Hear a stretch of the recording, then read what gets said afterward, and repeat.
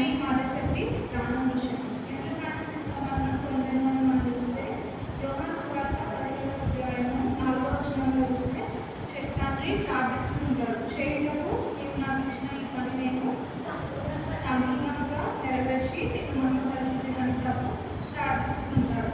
అంటే ఎందుకు ఆయన ఈ మరణం పొంది ఉన్నాడంటే వేతనములు నెరవేర్చినప్పుడు. అదే యోహాను సువార్త 10వ అధ్యాయం 18లో మనం చూస్తే నా అంతటా నేనే నా ప్రాణము పెట్టుచున్నాను, నేను తండ్రి వలన ఆమె పొందినని ప్రభు మనకు చెప్తూ ఉంటారు. అంటే ఆయన ఎందుకు ఇదంతా చేస్తున్నారు, ఆయనకి ఎందుకు ఈ మరణంలో సంబంధించినంటే మొదటిగా వేతనం నెరవేర్చదు, రెండవది మనకు నిత్య జీవం కలుగుటకు ఆయన శిలువ మరణం పొంది ఉన్నాడు. ఆయన మరణం ద్వారా మనకి ఏమి అనుగ్రహింపబడిందని మనం చూస్తే క్లుప్తంగా వివరించుకుంటాం.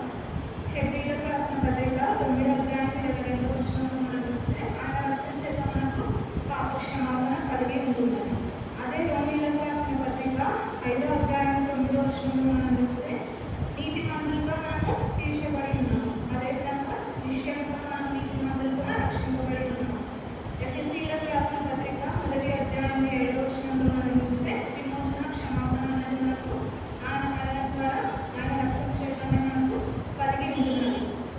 తండ్రి మన కోసం ఇదంతా ఎందుకు చేసినాడు, ఎందుకు ఆయన మరణం పొందినాడు, అంత శ్రమ ఉంది, అంత బాధపడి ఆయన శిలువలో ఎందుకు మరణించాడంటే ఆయనకు మాదిరిగా మనం జీవించినప్పుడు పరలోక రాజ్యంలో మనకంటూ స్వాస్థ్యాన్ని ఆయన ఏర్పరిచి ఉన్నాడు. మనం తండ్రికి ఎలాంటి జీవితాన్ని జీవించాలని ఆయన మన పట్ల ఆశపడుతున్నారు అనేది మనం చూద్దాము. పేతురు రాసిన మొదటి పత్రిక 2వ అధ్యాయము 20-21 వచనంలో చదువుతున్నాం.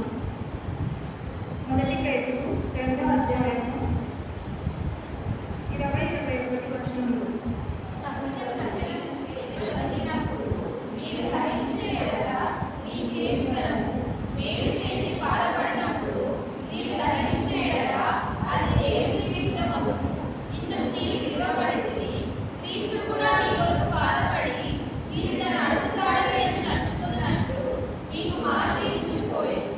ఏమంటున్నాడు ప్రభు ఇక్కడ?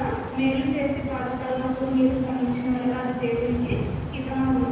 తప్పు చేసి దెబ్బతినే కన్నా తండ్రి కొరకు మనం శ్రమ పొంది ఆయన కొరకు మంచి కార్యాలను పొందుకొని మేలు చేసి ఆయన శ్రమను మనం సహించినప్పుడు అది దేవునికి ఘనత. అంటే దేవునికి ఘనత తెచ్చే జీవితాన్ని మనం ప్రభు కొరకు జీవించాలని తండ్రి ఇష్టపడుతుంది. వచ్చిందో లేదో డౌట్ వస్తుంది. అబ్బాయి నెట్ ఆన్ చేసింది. శివ బాణము